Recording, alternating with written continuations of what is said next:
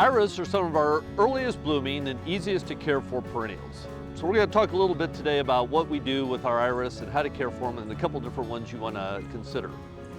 The one I'm sitting here next to is a bearded iris, and they come in a wide range of colors.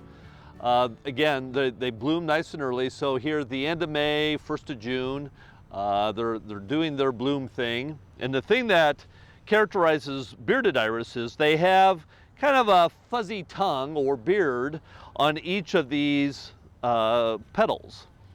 So, and they come in different colors, and really if you have a particular color scheme you're working with in your garden, you could probably find an iris that will work well with that.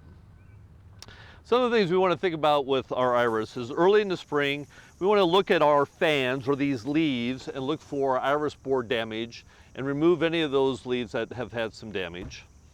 After the bloom, sometime in late July, when the blooms are long gone, early August, we'll go in and we can do some divisions with these. And if the iris have been in the ground 4 or 5 years, we can come in, lift them, take out the damaged parts that have had iris borer damage, and replant them. And with iris, we want to plant very shallow, about 1 inch or so deep is all that we want to plant with the bearded iris.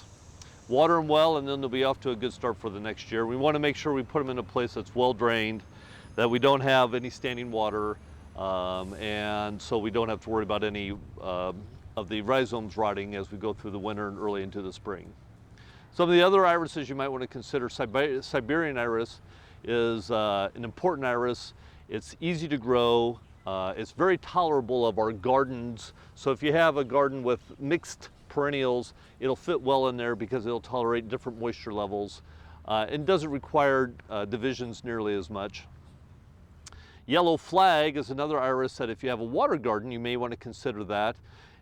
It does well submerged and has a nice bright yellow flower at the top of the leaves, and it gets a little taller, maybe 4 or 5 feet tall. There's dwarf bearded iris that is a much smaller version of this, where the flowers just peak above the leaves. So that's another iris that you can think of and may consider in your gardening. So iris are a wonderful plant that you can add to your garden. They don't require a lot of maintenance, just worrying about depth of planting and the iris borer and a little bit of root rot or rhizome rot, and then you're good to go.